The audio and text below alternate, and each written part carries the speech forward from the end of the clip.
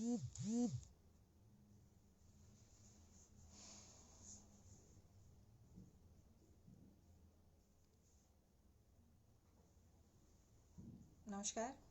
मैं सुभद्रा, राजमाता अहिल्या योग केंद्र इंदौर मध्य प्रदेश के द्वारा 6वें अंतर्राष्ट्रीय योग दिवस के उपलक्ष्य पर 21 जून 2020 से प्रतिदिन सुबह फेसबुक पेज पर लाइव विशेष योग सत्र का आयोजन किया जा रहा है, जिसमें आज 153वां दिन।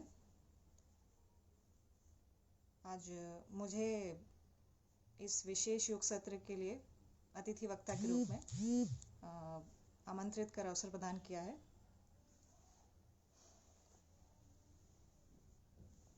मैं आज योग संपूर्ण स्वास्थ्य का आधार इस विषय पर चर्चा करने वाली हूँ। मैं बहुत ही सरल तरीके बताऊंगी, थोड़े से डिटेल्स दूंगी। जो योग शुरू करना चाह रहे हैं या योग शुरू कर चुके हैं लेकिन सारी जानकारी उनको नहीं है, या छोटी जानकारियाँ जो ज़रूरी होती हैं जानने के लिए वो नहीं है पूरी तरह से, तो मैं कुछ उन चीज़ों को अच्छे तरीके से बताने की कोशिश करूँगी, जितना मेरा अनुभव है अभी तक। तो योग असल में है क्या? योग हमारे जीवन में साधारण रूप से हर वक्त होता रहता है। जैसे भोजन करना योग है, पानी पीना योग है, साइकिलिंग करना, साइकिल चलाना योग है। भोजन करना योग कैसे है? भोजन करना योग ऐसे है कि इसमें कई चीज़ें आपको एक तरीके से जमानी पड़ती, बैलेंस करना पड़ता है। जैसे भोजन है, भोजन आपको हाथ से उठाना पड़ेगा और मुंह में डालना पड़ेगा। अगर आप उसे कान में डाल देंगे तो योग नहीं होगा। तो अगर आपको भोजन भी प्रॉपर तरीके से करना है तो आपको ये बैलेंस और जो कंट्रोल है वो सही होना चाहिए। पानी पीना योग है। पानी पिएंगे अगर आप मुंह से तभी पानी अंदर जाएगा। साइकिलिंग योग है। अगर आप बैलेंस मेंटेन नहीं करेंगे दोनों पैरों के बीच तो कोई फ़ायदा नहीं है, आप साइकिलिंग कर नहीं पाएंगे, आप गिर जाएंगे। तो ये साधारण तरीके से योग है। जैसे गीता में कहा गया है, योगः कर्मसु कौशलम, कुशलता से किया हुआ कार्य ही योग है। तो हमारे जीवन में हम योग कई तरीके से उपयोग में लाते रहते हैं। जैसे हम कोई गाना गाता है, सिंगिंग करता है, तो सिंगिंग के लिए भी सुर और ताल बैठना बहुत ज़रूरी है। नहीं तो सिर्फ आप गाते ही रह जाएंगे, अगर आपका सुर नहीं बैठेगा, ताल नहीं बैठेगा तो उसमें कोई आनंद नहीं है, वो कुशलता से किया हुआ कार्य नहीं होगा। और जैसे हम पेंटिंग करते हैं, पेंटिंग के लिए आपके हाथ में जो ब्रश होती है वो प्रॉपर तरीके से आपको चलानी है, तब आप कुछ चित्रकारी कर पाएंगे, तब आप कुछ उभार पाएंगे। नहीं तो इसमें फिर कोई चीज़ बनेगी, कुछ नहीं बनेगी। तो योग हर जगह आपको आवश्यक है। हम जिस योग के बारे में बात करते हैं वो है, हमारे जीवन में कई पहलू हैं, जैसे फिज़िकल है, मेंटल है, इमोशनल है, साइकोलॉजिकली है, एनर्जी है। तो इन सब के बीच एक संतुलन बनाना योग है। हमारा जीवन इन चीज़ों के आसपास ही, इर्द गिर्द ही चलता रहता है। हमारा फिज़िकल और मेंटल बैलेंस बहुत ज़्यादा ऊपर नीचे होता रहता है, जिसकी वजह से हमारा शरीर अव्यवस्थित हो जाता है, डिसऑर्डर्स हो जाते हैं, डिजीज़ हो जाते हैं, मेंटल डिसऑर्डर्स हो जाते हैं। तो ये जो चीज़ें हैं, क्योंकि बैलेंस नहीं है, हम योगाभ्यास के द्वारा योग को पाने की कोशिश करते हैं। योगाभ्यास बहुत ज़्यादा ज़रूरी इसलिए है क्योंकि जब हम आगे बढ़ते हैं, जीवन में आगे बढ़ते हैं, धीरे धीरे जब हम बड़े होते हैं तो हमारे जीवन में, हमारे आसपास हम लोगों को देखते हैं, वो किस प्रकार जीवन जी रहे हैं, हम उनसे सीखते हैं।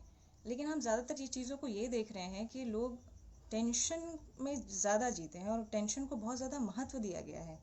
और इंटेंशनली भी लोग अब टेंशन को ज़्यादा महत्व देते हैं और ऐसा दिखाते हैं कि जो बहुत ज़्यादा व्यस्त होता है वो बहुत ज़्यादा टेंशन में होता है। लेकिन ये एक हमारी कमी है, ये हमारी कोई खूबी नहीं है कि हम चीज़ों को बैलेंस नहीं कर पा रहे हैं और हम टेंशन में आ रहे हैं। तो शरीर और मन की जो व्यवस्था है उसको हमको सुदृढ़ करना है, मजबूत करना है। तो ये कैसे होगा? शरीर का जो सिस्टम है वो कैसे काम करता है, हमारा मन जो है वो कैसे काम करता है, इसको अगर साधारण तरीके से समझें तो एक उदाहरण बहुत दिया जाता है कि शरीर जो है वो रथ है और मन जो है वो घोड़े हैं और आप रथी हैं। तो अब क्या हो रहा है कि घोड़े जो हैं वो कहीं भी भाग रहे हैं, यानी कि आपका मन वो कहीं भी भाग रहा है और आपका जो शरीर है, जो रथ है, वो उसके साथ साथ चलता है, कहीं भी चलता है। तो आप जो रथी हैं उसके साथ ही चल रहे हैं। हमारी जो गलती है, जो रथी की जो गलती है, उसकी ये गलती है कि उसने अभी तक लगाम घोड़ों की पकड़ी नहीं है, यानी कि मन का नियंत्रण अभी तक किया नहीं है। तो इसलिए जहाँ मन जाता है वहाँ शरीर चला जाता है। तो मन का नियंत्रण बहुत ज़रूरी है। और मन का नियंत्रण ज़्यादातर ये थोड़ा सा कठिन भी लगता है कि मन को कैसे नियंत्रित किया जाए, मन का कंट्रोल किया कैसे जाए। तो जब हम अष्टांग योग और हठ योग की बात करते हैं कि अष्टांग योग में 8 अंग हैं: यम, नियम, आसन, प्राणायाम, प्रत्याहार, धारणा, ध्यान, समाधि।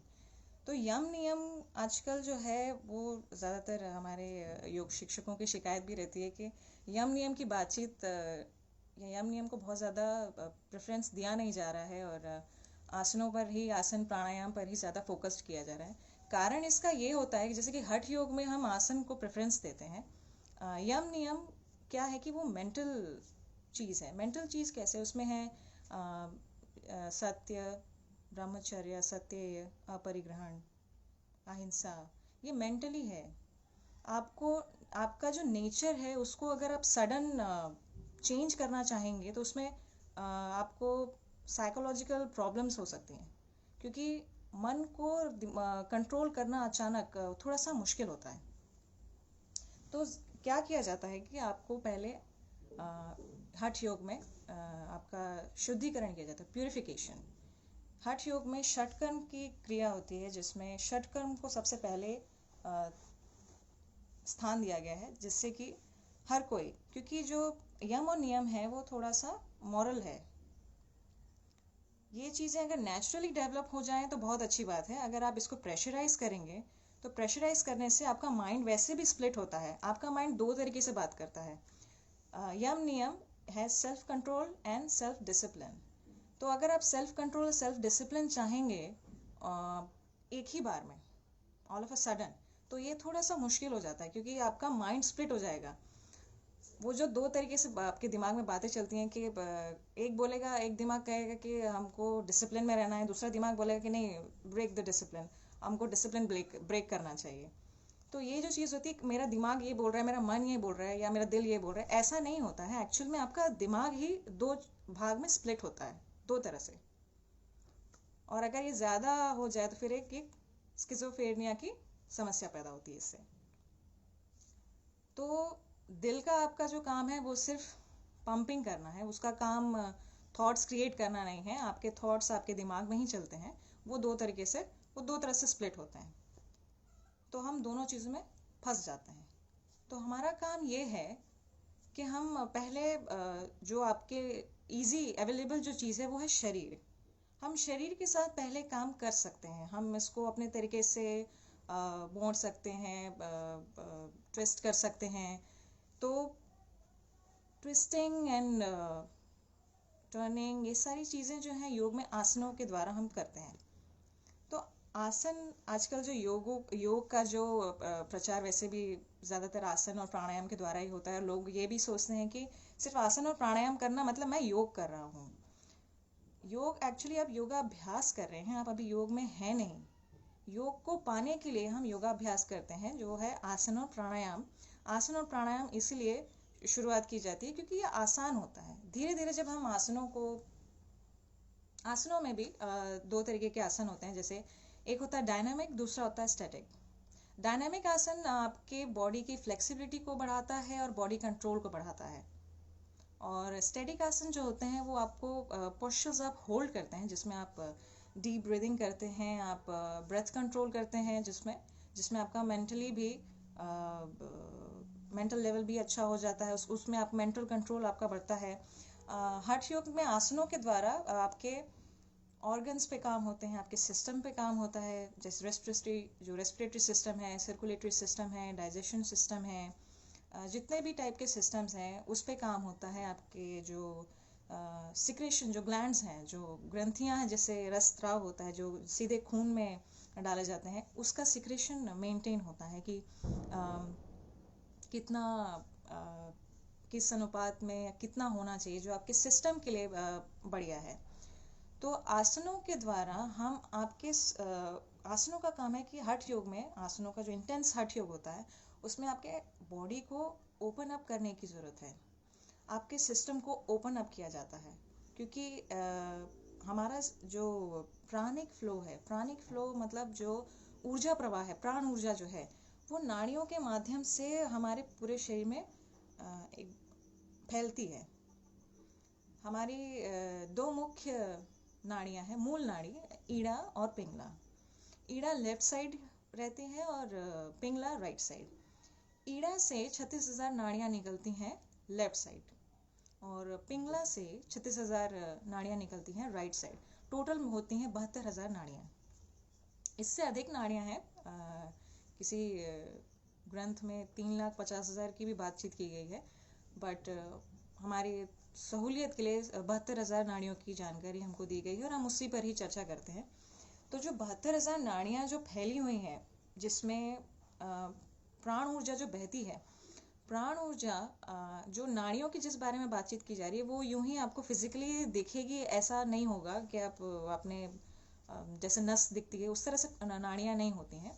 नाड़ियां एक्चुअल में ऐसी होती हैं जो इलेक्ट्रिक जो वेव्स होती हैं, इलेक्ट्रिक वेव्स की तरह होती हैं, जो चैनलाइज की जा होती हैं हमारे शरीर के अंदर, जिसमें प्राण ऊर्जा बहती है। और जब उस प्राण ऊर्जा में ब्लॉकेजेस आ जाते हैं तो उसकी वजह से कई तरह की प्रॉब्लम्स फिर क्रिएट होती हैं। एक्चुअल में हमारा जो सिस्टम है बहुत ज़्यादा कॉम्प्लेक्स है। इसमें पंच कोश, पंच वायु ये भी है। हमारे जो सिस्टम्स हैं वो बहुत सारे हैं। ब्लड सर्कुलेशन होगा, रेस्पिरेटरी सिस्टम होगी, डाइजेशन होगा, आपका पूरा जो सिस्टम है वो बहुत ज़्यादा कॉम्प्लेक्स है। तो चीज़ों को एक एक समझा पाना थोड़ा सा मुश्किल होता है। जैसे सिर्फ साधारण तरीके से अगर मैं इसको बताऊं तो ज़्यादातर लोग सुनते ही आ रहे हैं हमारे जनरेशन से या पिछले जनरेशन से, या आप अपने माता पिता से सुनते होंगे या फिर जिनसे आप अपने बड़ों से मिलते होंगे, तो वो ये कहते होंगे कि हम पंच तत्वों से बने हैं। जब मरणोपरांत यानी कि जब हम मर जाएंगे तो शरीर जो है वो पंच तत्व में विलीन हो जाएगा। तो पंचतत्व का क्या महत्व है और पंचतत्व एक्चुअल में है क्या? पंचतत्व असल में यही है, साधारण सी चीज़ें हमारी जो जीवन में बहुत ज़्यादा इसेंशियल है, बहुत ज़्यादा मूल है। वो है अग्नि, जल, वायु और आकाश, एंड मोस्ट इम्पोर्टेंट पृथ्वी। पृथ्वी इसलिए क्योंकि पृथ्वी, ये जो शरीर आप देख रहे हैं या पृथ्वी की ही देन है। इसमें शरीर के अंदर जल है, ब्लड है, जो जल का जो लिक्विड फॉर्म है वो जल है। इसके बाद वायु, जो हमको वायु की आवश्यकता है, जिससे हमारे शरीर का जो मेंटेनेंस होता है, अंदर का जो क्रियाएं चलती हैं सिस्टम की, जिसका देख रेख होता है, वो वायु हो गई।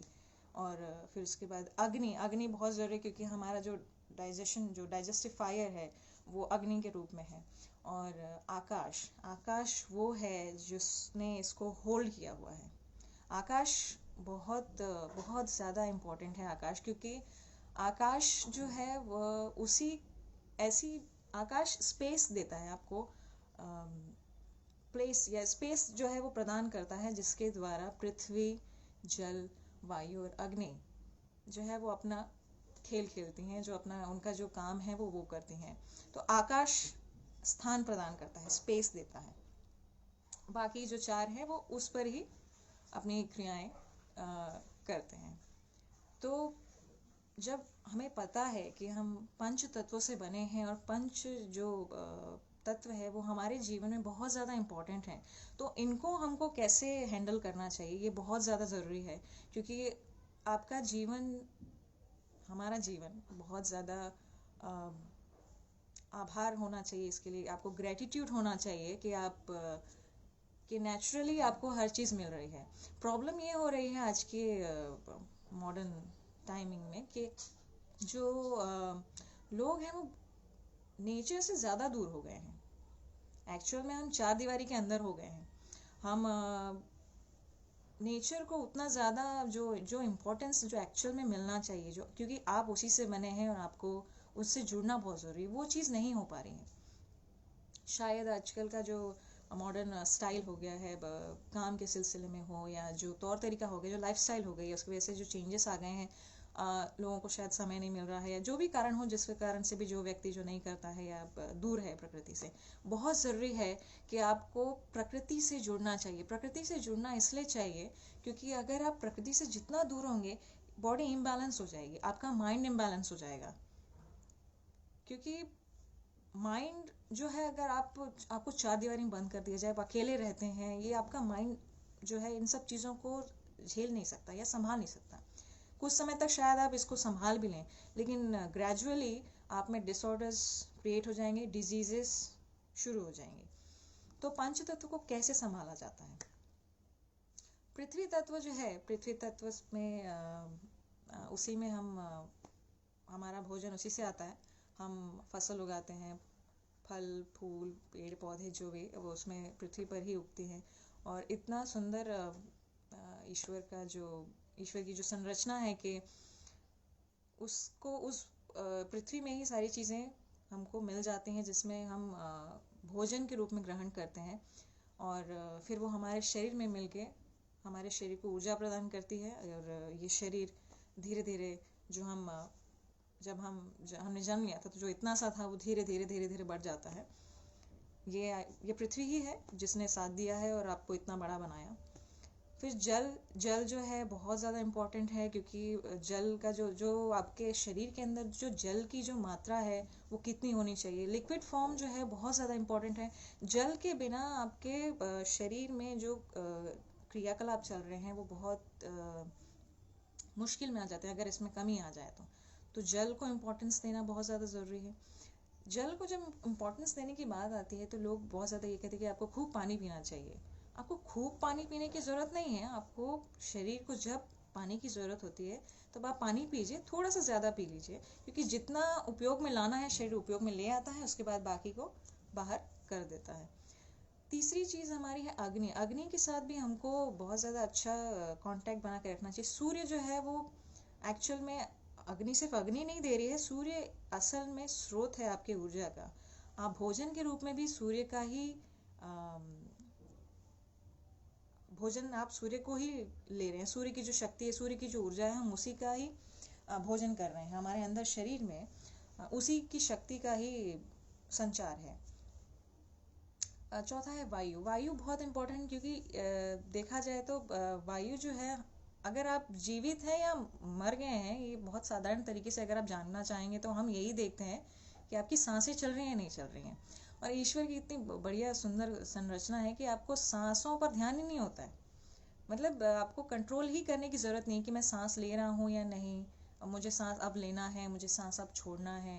ऐसे इस तरीके से आपको ध्यान देने की ज़रूरत नहीं है। इतना बढ़िया सिस्टम बनाया गया है कि आपकी जो सांस है अपने आप इनहेलेशन और अपने आप एक्सहेलेशन कर देती है, जो बहुत ज़्यादा इम्पोर्टेंट है।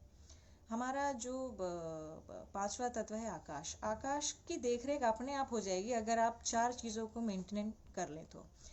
पृथ्वी आपको जब हमारे शरीर में जब जैसे कुछ सिक्रेशंस प्रॉब्लम्स जो हमारे ग्लैंड्स में जो हो जाती हैं, जैसे थायराइड प्रॉब्लम है और जो सिक्रेशन प्रॉब्लम है, जब इसमें प्रॉब्लम्स आती हैं, अस्थमा है, इस टाइप का कुछ प्रॉब्लम हो जाता है, तो इन सब चीज़ों को, इन सब प्रॉब्लम्स को दूर करने के लिए हमको पंच तत्वों के बीच रहना बहुत ज़्यादा ज़रूरी है। पंच तत्व के लिए हम पृथ्वी को कैसे हम उपयोग में लाएंगे? हमको सॉइल में, मिट्टी में थोड़ा समय बिताना चाहिए। मिट्टी में समय कैसे बिताएंगे कि आप गार्डनिंग कर सकते हैं, आप बाग बगीचे में जो पौधों को लगाना, मिट्टी में पौधों को रोपना। जब आप मिट्टी हाथ में लेते हैं कुछ समय के लिए, ये काम बहुत ज़्यादा ज़रूरी है कि आपको टच रहना है मिट्टी से। जिससे आपका जो पृथ्वी तत्व है वो बराबर अच्छे से बना रहे। दूसरा जो जल है, जल के लिए आपको जब भी आप जल रखें उसको बड़े पीने का जो जल है खासकर उसको अच्छे तरीके से रखना चाहिए। आपने पता नहीं आपने सुना है या नहीं, बट साइंटिफिकली भी ये प्रूव्ड है कि वाटर मॉलिक्यूल्स मतलब पानी का भी अपना मेमोरी होता है। तो पानी की जो मेमोरी होती है, जब आप जिस भाव से पानी को लेते हैं, जिस एटमॉस्फेयर में रखते हैं, वो पानी जो है वो उस एटमॉस्फेयर को पूरी तरह से मेमोराइज कर लेती है। अब जैसे मान लीजिए अब आपने पानी लिया और आप पानी पी रहे हैं, आपका भाव जो है वो अच्छा नहीं है, आप अपसेट हैं, या फिर आप बहुत गुस्से में हैं, आप समझ नहीं आ रहा है, आपका स्थिति अभी अच्छी नहीं है, मेंटली आप अच्छा महसूस नहीं कर रहे हैं, और वही पानी आप पीने वाले हैं। तो वो जो पानी है वो आपका जो भाव है पूरी तरह से वो मेमोराइज कर लेता है और वापस आपके शरीर में डाल देता है। तो जब भी आप पानी पीते हैं तो आभार के साथ पीजिए, क्योंकि पानी स्वयं एक जीवन है।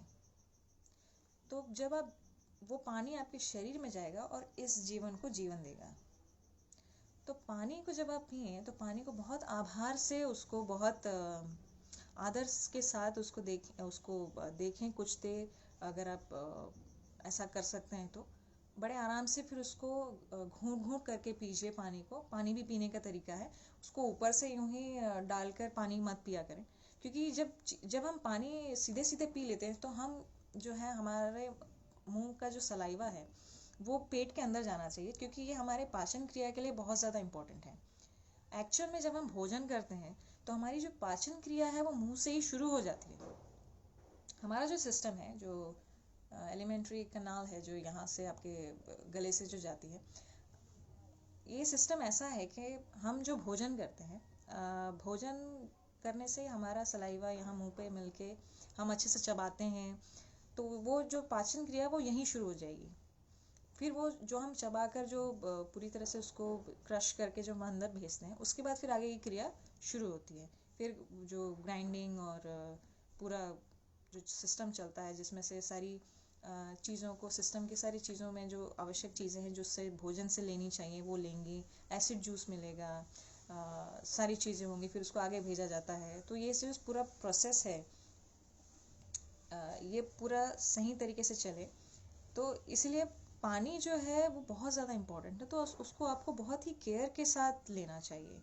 और अग्नि तत्व का प्यूरिफिकेशन कैसे किया जाता है कि अग्नि तत्व को, जैसे अगर हम दिया जलाएं तो दिया जलाकर आपको कुछ देर सामने की तरफ यूं बैठकर कुछ मिनट इसमें सामने की तरफ इसको देना चाहिए। फिर उसके बाद रीढ़ की हड्डी की तरफ, यानी कि पीछे बैक में पीछे की तरफ रीढ़ की हड्डी की तरफ अग्नि का जो है वो देना चाहिए। तो जिस प्रकार से हम सूर्य की रोशनी को लेते हैं, सूर्य के जो प्रकाश है, हम विटामिन डी के लिए जिस प्रकार लेते हैं, थोड़ा सा कम कपड़े पहन कर के ज़्यादा आपके अंग जो है वो एक्सपोज हो सकें सूर्य के साथ, जिससे कि पेनिट्रेशन हो सके आपके रेज का, सूर्य के रेज का। तो उस प्रकार से अग्नि तत्व को संभाला जाता है। एक्चुअल में ये प्यूरिफिकेशन है। मिट्टी के साथ अगर आप जुड़ेंगे तो मिट्टी का प्यूरिफिकेशन वही है कि आपको मिट्टी के साथ जुड़ना है। जल का प्यूरिफिकेशन यही होगा कि जब आप पानी लेते हैं तो आप पानी जब पीते हैं तो उसको सही तरीके से पीजिए, आपके भाव अच्छे होने चाहिए। तीसरा है आपका जो अग्नि तत्व है, अग्नि तत्व का वो शुद्धिकरण इसी प्रकार होगा कि आप या अग्नि के समक्ष ही बैठ जाएं और उस पूरी तरह से अग्नि को अपने शरीर में उसकी जो ऊर्जा है, उसका जो तेज है वो शरीर में लेने दें, आगे की तरफ से और बैक की तरफ से। उसके बाद हमारा चौथा है वायु का शुद्धिकरण कैसे होगा। वायु का शुद्धिकरण हमारी जो नाड़ी शुद्धि क्रिया होती है, प्राणायाम, नाड़ी शोधन प्राणायाम, ये बहुत ही कमाल का प्राणायाम है।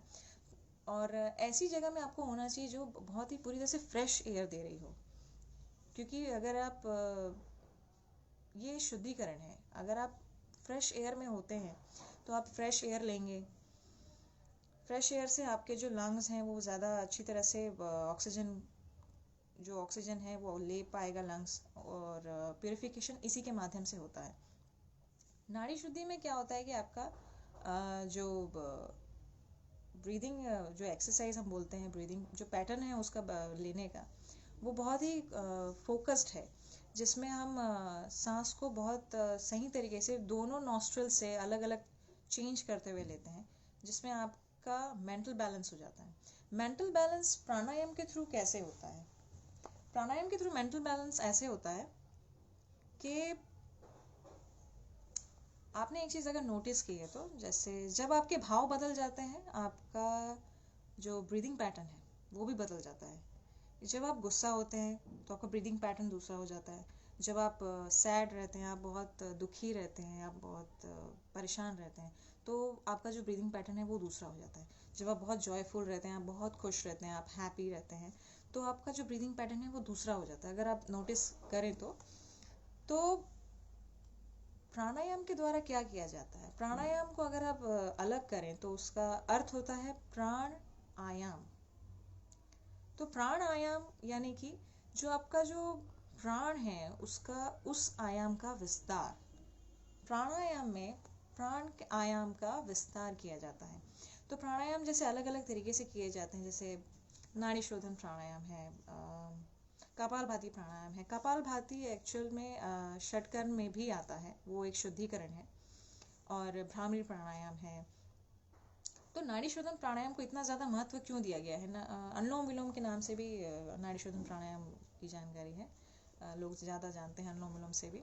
तो नाड़ी शोधन प्राणायाम में क्या किया जाता है कि आपके एक नॉस्ट्रिल से लिया जाता है, दूसरी नॉस्ट्रिल से छोड़ दिया जाता है, फिर उसी नॉस्ट्रिल से लेके दूसरी नॉस्ट्रिल से छोड़ दिया जाता है। ये बहुत ही सरल तरीका है प्राणायाम का, नाड़ी शोधन प्राणायाम का या अनुलोम विलोम प्राणायाम का। इसमें जब आप आगे बढ़ते हैं तो इसमें कुंभक की भी प्रक्रिया आती है। कुंभक का मतलब है रोकना, सांस को रोकना। कुंभक में दो कुंभक होते हैं, एक अंतर कुंभक होता है और एक बहिर कुंभक होता है। तो अंतर कुंभक में ये होता है कि आप सांस अंदर लेते हैं और सांस उसको रोक देते हैं, तो वो अंतर कुंभक हुआ। जब आप सांस छोड़ देते हैं और फिर रोक दिया जाता है तो उसको हम बहिर कुंभक कहते हैं। नाड़ी शोधन के माध्यम से, जैसे मैंने पहले बताया कि दो मूल नाड़ियां होती हैं, ईड़ा और पिंगला। ईड़ा जो है लेफ्ट साइड होती है, जो राइट हेमिस्फेयर से जुड़ी होती है, ब्रेन हेमिस्फेयर।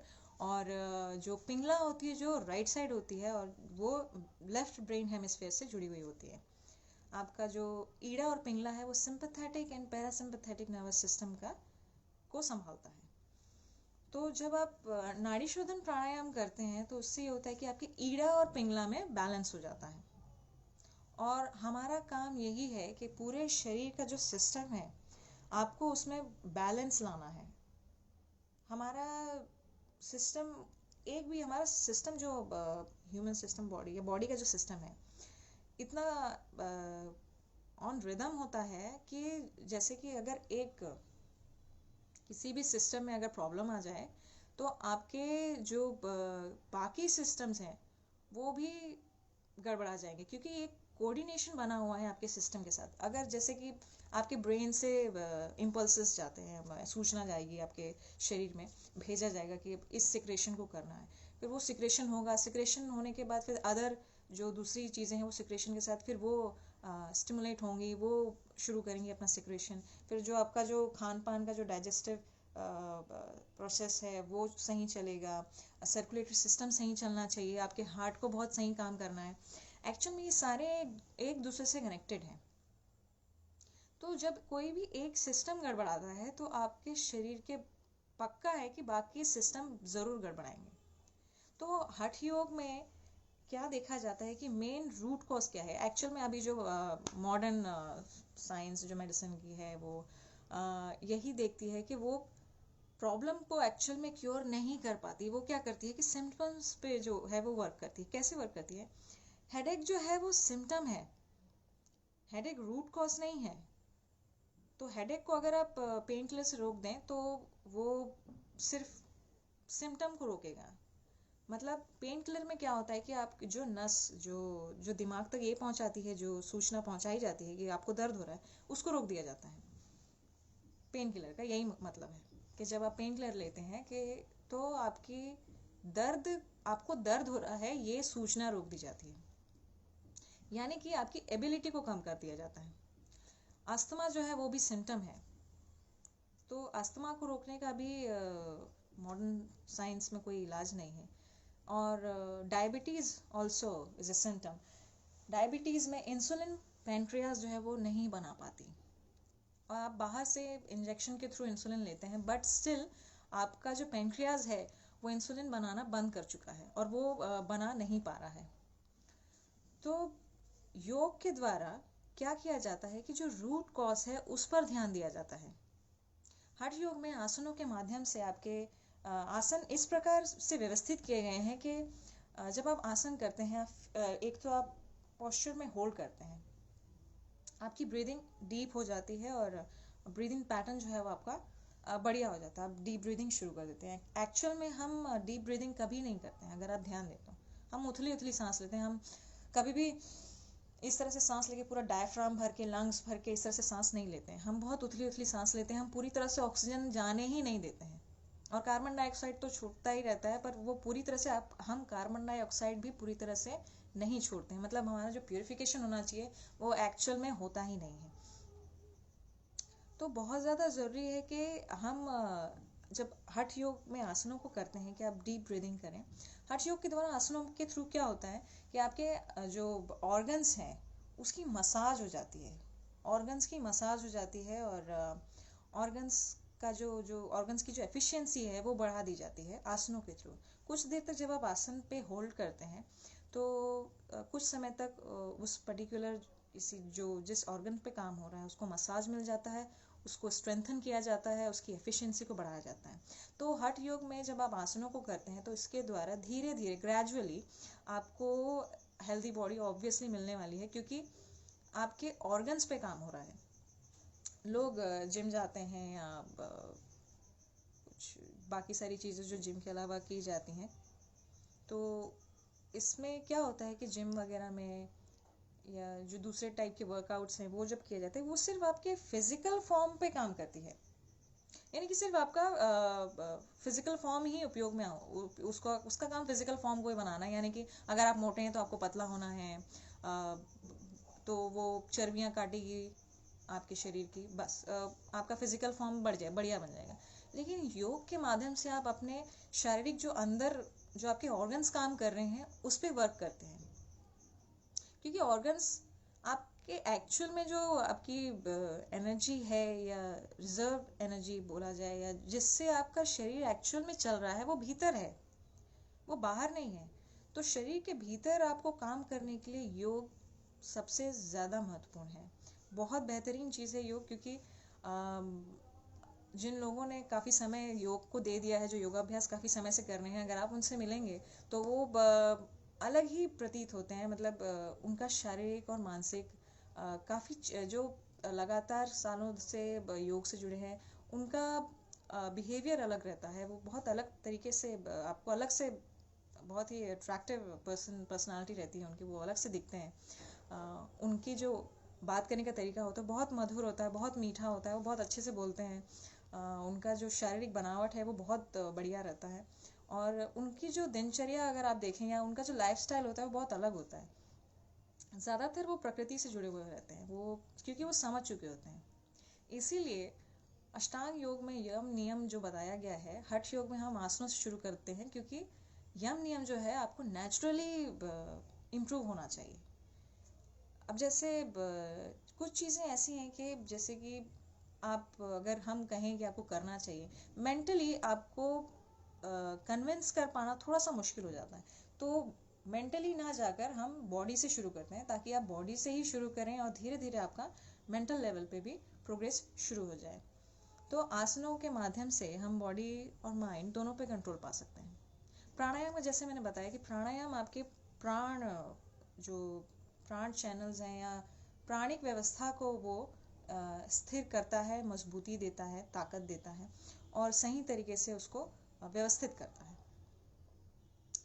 तो आसन और प्राणायाम को इतना ज़्यादा इम्पोर्टेंस देना इसलिए ज़रूरी है क्योंकि आपके पास ये आसन और प्राणायाम जो योग है वो एक्चुअल में एक टूल की तरह, एक टेक्निक है कि आप अपने जीवन के पहलुओं में जो फिजिकल, मेंटल, इमोशनल, साइकोलॉजिकल और जो एनर्जी है उस पर आप बैलेंस कैसे करेंगे। तो योग आपको ये योगाभ्यास के द्वारा आपको इन सभी में बैलेंस लाना है। आपका जीवन सिर्फ फिजिकल नहीं है, आपके जीवन में दूसरे सटल चीज़ें भी हैं। मेंटल एक्चुअल में योग में जो बॉडी है, बॉडी एंड माइंड दोनों फिजिकल है। माइंड आपका कुछ अलग चीज़ नहीं है, माइंड और बॉडी दोनों फिजिकल है। बॉडी और माइंड बहुत ही ज़्यादा कोरिलेशन में है। जैसे कि आपका माइंड अगर अपसेट हो जाता है, आपका माइंड खराब हो जाता है, आपका दिमाग खराब हो जाता है, तो आपकी बॉडी पे उसका असर हो जाता है। मतलब अगर मेंटल प्रॉब्लम अगर आपको होगी तो आपकी बॉडी पे अभी असर करेगी, और अगर बॉडी में आपकी प्रॉब्लम हुई तो मेंटली भी वो असर करती है, यानी कि ये वाइस वर्सा चलती हैं। तो बहुत ज़रूरी है कि सबसे पहले हम माइंड को ना पकड़ते हुए पहले हम बॉडी को पकड़ते हैं। हम बॉडी का प्योरिफिकेशन करते हैं षटकर्म के द्वारा। और षटकर्म में भी है नेति, धोती, बस्ती, कपालभाति और नौली और त्राटक। इनके द्वारा आपके पूरे शरीर के अलग अलग जो 6 तरह के सिस्टम है उनका प्योरिफिकेशन किया जाता है। और इसके बाद फिर हम आसनों पे आते हैं। आसनों पे आने के बाद हम आसनों के द्वारा अपने शरीर को स्ट्रेंथन देते हैं, फ्लेक्सिबिलिटी बढ़ाते हैं, और जो सिस्टम है, ऑर्गन्स हैं, उसको मजबूती देते हैं। और उसके बाद फिर हम प्राणायाम में आते हैं। प्राणायाम के द्वारा हम अपनी जो ब्रीदिंग, जो प्राणिक सिस्टम है, उसको हम एनहांस करते हैं, उसका हम विस्तार करते हैं। योग में 2 चीज़ें और होती हैं, एक होती है मुद्रा और बंध। मुद्रा जो है वो कुछ फॉर्म्स होती हैं, जो जेस्चर्स होती हैं। मुद्राएं जो हैं वो आपके जैसे हम मुद्राएं कुछ बनाते हैं, ज्ञान मुद्रा, योग मुद्रा, वायु मुद्रा, सूर्य मुद्रा। ये जो मुद्राएं हैं ये एक्चुअल में है क्या? एक्चुअल में आपकी जो पंच तत्वों को यहीं इसी आपके हाथों में ही बहुत सारी चीज़ें हैं जिसका आपको नियंत्रण करने की जो आसानी है वो हाथ से ही हो जाती है। यानी कि अगर आप थोड़ा सा नोटिस करें तो जो फिंगर टिप्स हैं वहाँ सेंसेशन होता है। एक्चुअल में वो एनर्जी जो है आपके फिंगर टिप्स के द्वारा वो महसूस की जा सकती है।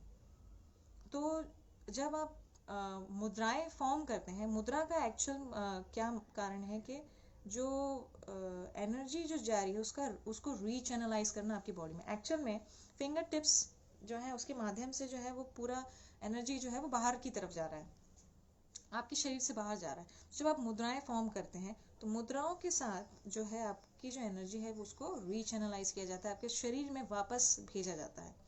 तो मुद्राओं के द्वारा जो योग मुद्रा, ज्ञान मुद्रा और सूर्य मुद्रा, इनके द्वारा आपके शरीर में अलग अलग तरीकों की, अलग अलग चीज़ों की एक्टिविटी को जो है वो बढ़ाया जाता है। किस व्यक्ति को किस चीज़ की आवश्यकता है उसका ध्यान दिया जाता है और मुद्राओं को फॉर्म किया जाता है। फिर एक होता है बंध। बंध में 4 मूल बंध, जालंधर बंध, उड्डयन बंध और महाबंध, 4 बंध हैं। मूल बंध आपके निचले शरीर के निचले प्रदेश के लिए होता है। मूल बंध एक्चुअल में अपान वायु को, हमारे शरीर में 5 प्रकार के वायु हैं जो अलग अलग सिस्टम को संभालते हैं। प्राण, अपान, समान, उदान और व्यान। प्राण वायु हमारे कंठ से लेके हमारे डायफ्राम तक, कंठ से लेके डायफ्राम तक उसका क्षेत्र है, वो हार्ट रीजन को और लंग्स को और यहाँ के ब्लड सर्कुलेशन को वो जो है वो मेंटेनेंस रखती है। अपान जो है वो नेवल से, आपकी जो नाभि है वहाँ से लेके पेरिनियम तक नीचे के प्रदेश में उसका क्षेत्र अपान का वो है। वो एक्चुअली डाउनवर्ड फ्लोइंग है, मतलब एक्सक्रेटरी सिस्टम, मतलब जो एक्सक्रेटरी करना, जो वेस्ट मैटर जो है वो बाहर निकालने का काम जो है वो अपान वायु का होता है। जो शरीर का जो पेल्विक रीजन है, जो पेल्विक एरिया है, वहाँ पे जो आपका पूरा जो सिस्टम है, किडनी है, बाकी सारे जो ऑर्गन्स हैं, उसका पूरा वो रख रखाव करती है। जो monthly cleansing of womb in women, वो उसी का ही काम होता है। यूरिन, फिजीज, इन सब का जो देख रेख है वो अपान वायु करती है। उसके बाद है समान वायु। समान वायु जो है वो आपके डायफ्राम से लेके आपके नेवल तक, आपकी नाभि तक का जो क्षेत्र है वो समान वायु का होता है। समान वायु साइडवेज जाती है, यानी कि वो जो यहाँ आपके डाइजेस्टिव जो सिस्टम है, जो यहाँ के जो ऑर्गन्स हैं, पेट के, आपका जो पूरा जो स्टमक है, जहाँ एसिड जूस जहाँ बनता है, इंटेस्टाइन है, जो लिवर है, जो सारी चीज़ें जो यहाँ पर व्यवस्थित हैं वो उसका रख रखाव करता है। फिर है उदान। उदान वायु जो है आपके कंठ से लेके ऊपर की तरफ रहता है और वो सेंसरी ऑर्गन्स पे ध्यान का पे उसका रख रखाव होता है। आपके मूवमेंट पे जो सेंसरी मूवमेंट्स होते हैं, जैसे आपके हाथ के मूवमेंट्स हैं, आपके पैरों के मूवमेंट्स हैं, और उसका रख रखाव उदान वायु रखती है।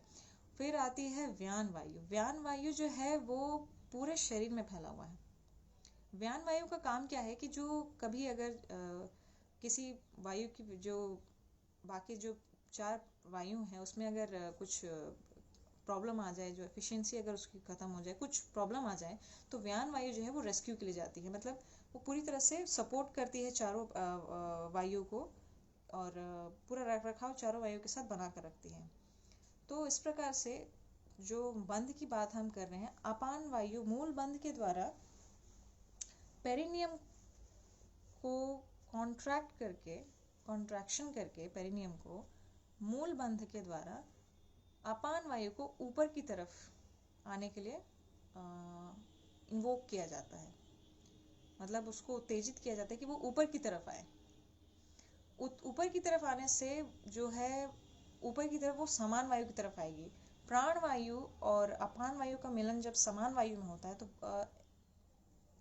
बहुत बड़ी ऊर्जा की उत्पत्ति होती है। तो मेन मूल बंध का काम है कि वो अपान वायु को ऊपर की तरफ भेजे। फिर जालंधर बंध, उड्डयन बंध। उड्डयन बंध जो है उसमें ये होता है कि हमारे कंठ को रोक दिया जाता है, ये जो थ्रोट को, मतलब यहाँ इसको ब्लॉक किया जाता है। ब्लॉक करके यहाँ से जो आदान प्रदान है उसको रोक दिया जाता है, और हमारा जो पेट है पूरी तरह से सांस बाहर छोड़ के पेट को पूरी तरह से अंदर की तरफ खींचा जाता है। इसमें आपके प्राण वायु, समान वायु, इस पे पूरी तरह से वर्क किया जाता है। तो बंध जो है ये वायु पे काम करके एक्चुअल में आपके जो शरीर का जो सिस्टम है, थोड़ा सा टेंशन क्रिएट करके आपके शरीर के सिस्टम को स्ट्रेंथन किया जाता है, उसको फ्लेक्सिबल बनाया जाता है, उसको मजबूत बनाया जाता है। तो ये जो बंध है, बंध एक्चुअल में आपको थोड़ा सा टेंशन देते हैं, क्योंकि अचानक आप जो सिस्टम है वो रोक देते हैं। मतलब जो रेगुलरली आपका जो रेगुलरली जिस तरीके से रहते हैं, अगर जब आप बंद करते हैं थोड़ा सा आपको सफोकेशन हो सकता है शुरुआत में। धीरे धीरे आप प्रैक्टिस करते करते ग्रेजुअली आपको इसमें इम्प्रूवमेंट आने लगेगी, और फिर आपको ये बहुत ही आसान तरीके से होने लगेगा। इसमें फिर धीरे धीरे आपका समय बढ़ जाएगा कि आप कितनी देर तक बंद लगा सकते हैं। तो बंद से हम वायु के ऊपर कंट्रोल पाते हैं, और शरीर का जो सिस्टम है, जो वायु जो मेंटेनेंस जिसका उनके द्वारा होता है, उनका रख रखाव सही हो, उनमें मजबूती आए और उनकी एफिशिएंसी बढ़े, इसका ध्यान रखा जाता है। तो आजकल की जो लाइफस्टाइल है हमारी, जिसकी वजह से हम धीरे धीरे अपने प्रकृति से दूर हो गए हैं, हमारा जो सिस्टम है वो हम छोड़ रहे हैं।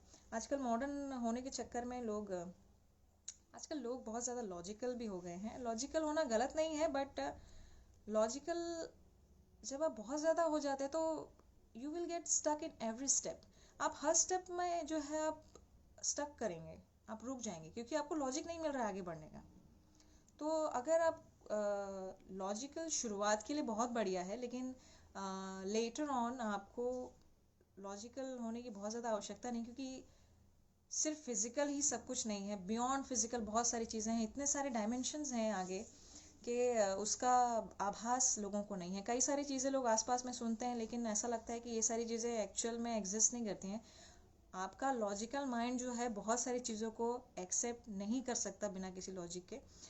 तो इसका तात्पर्य ये नहीं है कि एग्जिस्टेंस ही नहीं है, कि अस्तित्व ही नहीं है। आप अपने दिमाग के जो लॉजिकल बॉक्स में हर चीज़ भरना चाहेंगे तो वो भर नहीं पाएंगे। लॉजिकल माइंड हर चीज़ को नहीं लेता। लॉजिकल माइंड का एक ही काम होता है, काटना। काटने से मेरा मतलब है कि वो हर चीज़ को खोल खाल के दिमाग लगा के उसका कारण देख के, उसका फिर लाभ देख के कंक्लूजन निकाल के, इस तरह से लॉजिक जो है, लॉजिकल माइंड इस तरह से काम करता है। तो हर वक्त लॉजिकल माइंड से ही नहीं काम करना चाहिए। इंटेलिजेंस जो है आपके भीतर ऑलरेडी है, इतनी बढ़िया इंटेलिजेंस, इतनी कमाल की इंटेलिजेंस है कि आपको अपने सिस्टम को ध्यान देने की ज़रूरत नहीं पड़ती है। आपका सिस्टम चल रहा है, बस हमको एक ही चीज़ पता होता है कि खाना खाना है, हमको काम पे जाना है, पानी पीना है, प्यास लगी तो, नहीं तो ध्यान उसमें भी नहीं जाता है। लेकिन आपका शरीर चल रहा है, शरीर किस प्रकार चल रहा है, क्योंकि आपका आदान प्रदान बना हुआ है अस्तित्व के साथ। आपके अस्तित्व के साथ जो आदान प्रदान बना हुआ है, उसी की वजह से आपका अस्तित्व बना हुआ है। एक दूसरा जीवन आपको जीवन देता है। पानी जीवन है, भोजन जीवन है, ये जो चीज़ें हैं ये स्वयं एक लाइफ फॉर्म है, ये लाइफ है, वो आपके भीतर जाता है और आपका जो जीवन है जीवन बनाता है आपके जीवन को। इसलिए कहा जाता है कि आप ऐसी चीज़ों को भोजन में लीजिए जो बहुत ज़्यादा जिनका सॉफ्टवेयर बहुत ज़्यादा सरल हो। सॉफ्टवेयर से मेरा मतलब है जो कॉम्प्लिकेटेड ना होगा, आपके शरीर में आसानी से वो मिल जाए। जैसे फल वगैरह हैं, जो सब्जियां वगैरह जो हम जो साधारण चीज़ें, जो कंदमूल फल जो हम खाते हैं या सब्जियां खाते हैं, हरी सब्जियां खाते हैं, ये सारी चीज़ें हमको इसलिए खाने को ज़्यादा प्रेरित की जाती हैं क्योंकि ये हमारे सिस्टम में आसानी से मिल जाता है, यानी कि हमको वो हम ही बनाएगा। तो खान पान जो है ये भी एक जीवन है, वो एक लाइफ फॉर्म है, प्लांट, वो आपके शरीर में जाता है और इस जीवन को जीवन देता है। पानी एक जीवन है जो इस शरीर में जाके आपको जीवन देता है।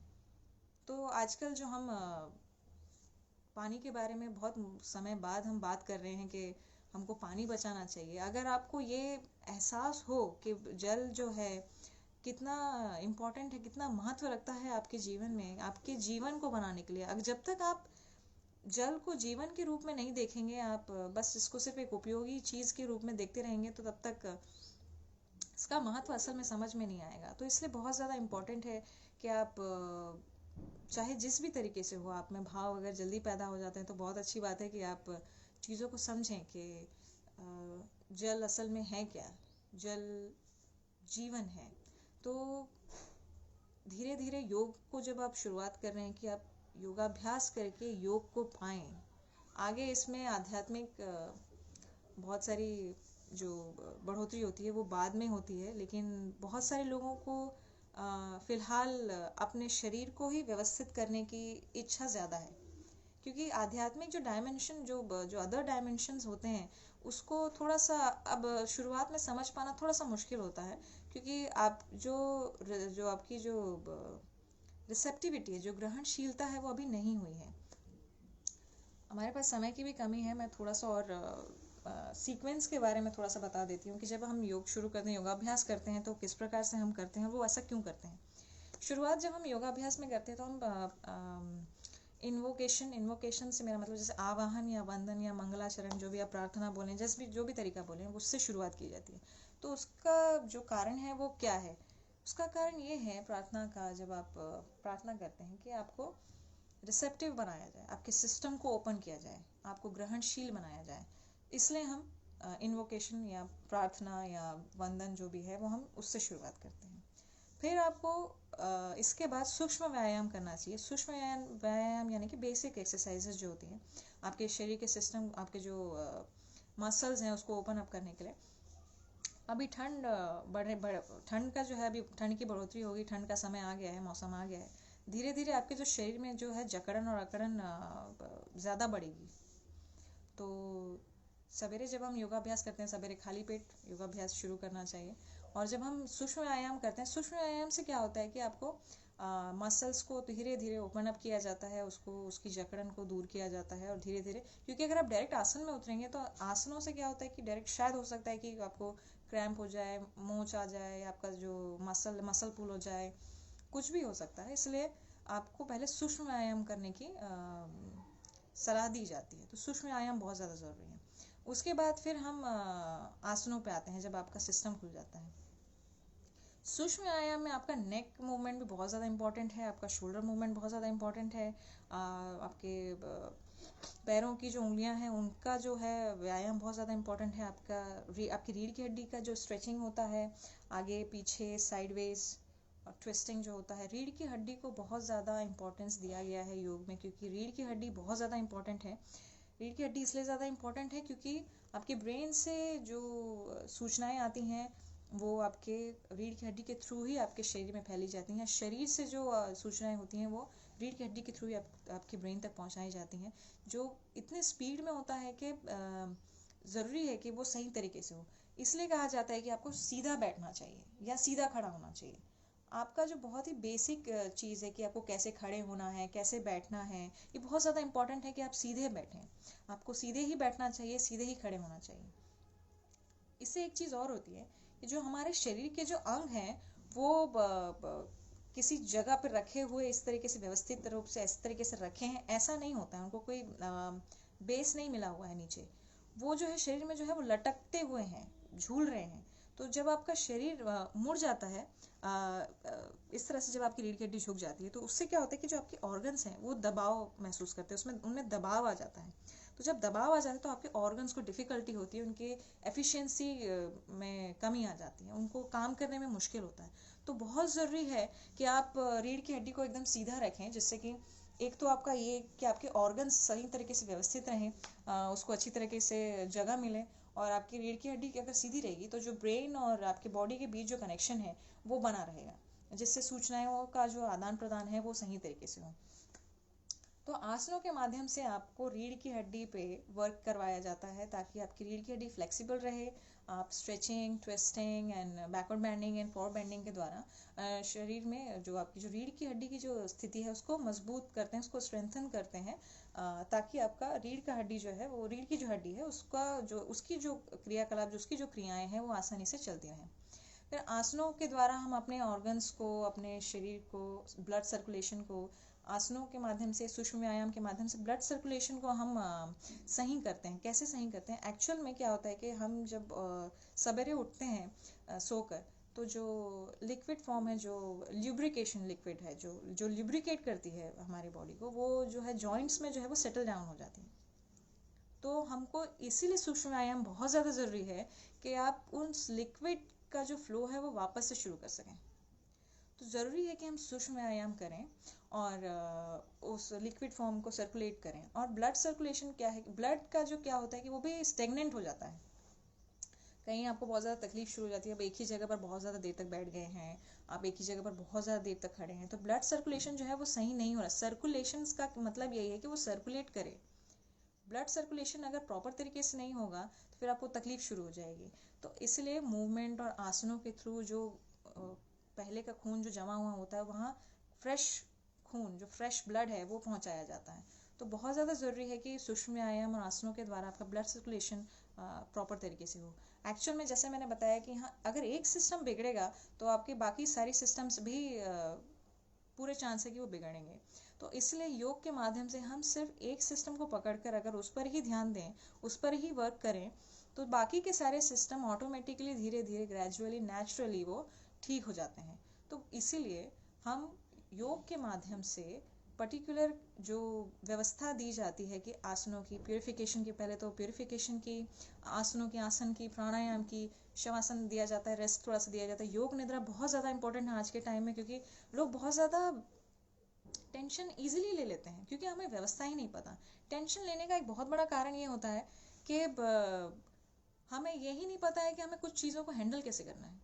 हमारी उम्र तो बढ़ते जा रही है, क्योंकि योग को ज़्यादातर लोगों ने पहले के बहुत समय में यही देखा था कि वो शायद संत महात्माओं के लिए होती है, सेजेस के लिए होती हैं, हमारे लिए नहीं होती हैं, वो जनरली हमारे लिए नहीं है। तो जब योग को हमको लगा कि मतलब बाकी जो सेजेस हैं उनको ऐसा लगा कि हमको योग को देना, इम्पोर्टेंस देना जनरली भी बहुत ज़रूरी, जो ऑर्डिनरी पीपल हैं, क्योंकि हम लोगों को व्यवस्था ही नहीं पता। बट हमारे कल्चर में, हमारी संस्कृति में ऐसी व्यवस्था पहले से है कि हम चीज़ों को संभाल सकें। हमारे कल्चर में पहले से ही प्रकृति से जोड़कर हमारी व्यवस्था जो है, पारंपरिक जो व्यवस्थाएं हैं, जो सांस्कृतिक परंपराएं जो हमारे जीवन में, हमारे भारतीय संस्कृति में है, वो बहुत ज़्यादा, बहुत खूबसूरत, और आपके शरीर को और आपके मन को देखते हुए समय समय पर जो त्यौहार मनाए जाते हैं, वो मौसम की व्यवस्था को देखते हुए जो खान पान जो उस समय हम बनाते हैं, अभी जैसे चिकनाई वाले खान पान का दिवाली के बाद से शुरुआत की गई है, तो ये सब हमारे जो पूर्वज हैं, जो महान जो संत महात्मा जो थे, वो जो ऋषि मुनि थे, उन्होंने पूरी व्यवस्था की, पूरा वो उन्होंने ऑब्जर्वेशन किया था कि शरीर और मन काम कैसे करता है, और फिर धीरे धीरे उनकी कृपा से उन्होंने सीधे हमारे भारतीय संस्कृति में ही डाल दिया कि हमको कैसे अपने आप को व्यवस्थित रखना है। तो हमारे कल्चर से जुड़े रहिए, हमारे कल्चर को मत छोड़िए। वो बहुत बड़ी कमाल की और आपको बहुत बड़ा स्मार्टनेस नहीं है, वो बहुत बड़ी मूर्खता है कि हम अपने कल्चर को ही छोड़ दें और ये समझें कि हम बहुत आगे बढ़ गए हैं और अब हम स्मार्ट हो गए हैं। एक्चुअल में जो वेस्ट कल्चर है उससे इन्फ्लुएंस होकर जो हम अपनी चीज़ों को छोड़ रहे हैं, हम बहुत बड़ी गलती कर रहे हैं। हम अपने ही पैर पे कुल्हाड़ी मार रहे हैं कि हमारा सिस्टम अस्त व्यस्त हो रहा है और हम परेशान और परेशानी की तरफ धकेले जा रहे हैं। हम और मेडिसिन लेते जाएंगे, मेडिसिन में बढ़ोतरी ज़रूर होगी, लेकिन पता नहीं आपके स्वास्थ्य पे बढ़ोतरी होगी या नहीं। तो इसलिए बहुत ज़्यादा आवश्यक है कि आप अपने कल्चर से जुड़िए। कल्चर हमारी जो मिट्टी से जुड़ी हुई है, मिट्टी से जुड़ी हुई का मतलब है प्रकृति से जुड़ी हुई है। पानी, पृथ्वी, जो अग्नि, जो भी हम चीज़ें, सूर्य, चंद्रमा, जो भी हम चीज़ें करते हैं, अमावस्या, पूर्णिमा, एकादशी, ये सारी चीज़ें जो है, इसको व्यर्थ मत समझिए। ये यूं ही सिर्फ ईश्वर का उपासना करने के लिए, उनका व्रत करने के लिए, उनका ध्यान करने के लिए बनाई गई हैं, ऐसा नहीं है। आपके सिस्टम के साथ बहुत सारी चेंजेस आते हैं। जब उत्तरायण और दक्षिणायन, जो सूर्य की जो गति होती है, जब वो बदलती है तो भी आपके सिस्टम में बदलाव आ जाता है। क्योंकि आप कोई अलग से आए हुए लोग नहीं हैं। हम जो हैं, हम इसी पृथ्वी में हैं। और ये पृथ्वी, ये जो सोलार सिस्टम है, ये जो यूनिवर्सल जो एग्जिस्टेंस है, जो जो पूरा जो अस्तित्व है, ये पूरा हम सब एक दूसरे से जुड़े हुए हैं। तो अगर सोलार सिस्टम में कोई भी चेंजेस आएगा तो ज़रूर हमारे सिस्टम में भी चेंजेस आएंगे। जो इवोल्यूशन हुआ है हमारा, एक जल प्राणी से लेके आज ये हम इस मानव प्राणी में आए हैं, तो ये इवोल्यूशन ही है। तो हमारा जो अस्तित्व है, वो पूरा जो ब्रह्मांडीय अस्तित्व है उसके साथ जुड़ा हुआ है। उसको समझिए। समय की कमी है, अब समय भी हो ही गया है। बहुत ज़्यादा मैं बातचीत नहीं कर पाऊँगी। आशा है कि आप लोगों को बहुत कुछ मैं कुछ चीज़ें अपनी बातें रख पाई हूँ। अगर कोशिश तो की है कि कुछ चीज़ें आप जान पाएँ। बहुत ज़्यादा समय नहीं था, बहुत सारी चीज़ों को शायद मैंने एक साथ भी बोल दिया है। अगर क्षमा करिएगा अगर आप नहीं समझ पाए हो तो।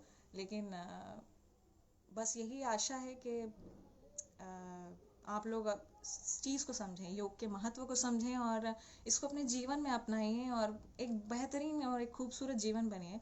और राजमाता अहिल्या योग केंद्र इंदौर मध्य प्रदेश को बहुत बहुत धन्यवाद, बहुत बहुत आभार आपका कि आज के विशेष योग सत्र के लिए आपने मुझे अतिथि वक्ता के रूप में आमंत्रित किया और अवसर प्रदान किया। मैं बहुत बहुत आभारी हूँ और आशा करती हूँ कि आपके संस्था के साथ और लोग जुड़ें, योग का महत्व जानकर, योग को अपनाने के लिए, योग को करने की जो लालसा है वो लोगों में उत्पन्न हो। स्वयं को जानने की जो लालसा है कि एक्चुअल में शरीर है क्या, मन क्या है, हमको इसको व्यवस्थित कैसे करना है, ये कोई बाद में करने वाली चीज़ नहीं है, ये अभी ही करने वाली चीज़ है। इसको पहले करना बहुत ज़रूरी है ताकि आप आगे जाके आप अपने जीवन में जो बहुत सारी चीज़ों को देखेंगे, आपके जीवन में जो परिवर्तन आएगा, जो अलग अलग जीवन के पहलुओं से आप रूबरू होंगे, तो उन सब स्थिति में कैसे अपने आप को संभालना है, कैसे मेंटेन करना है आपकी बॉडी, आपके माइंड को, आपका जो मन है उसको कैसे स्थिर रखना है, कैसे व्यवस्थित रखना है, ये जानना अभी बहुत ज़्यादा ज़रूरी है ताकि आप आगे अपना जीवन बहुत बेहतरीन कर सकें।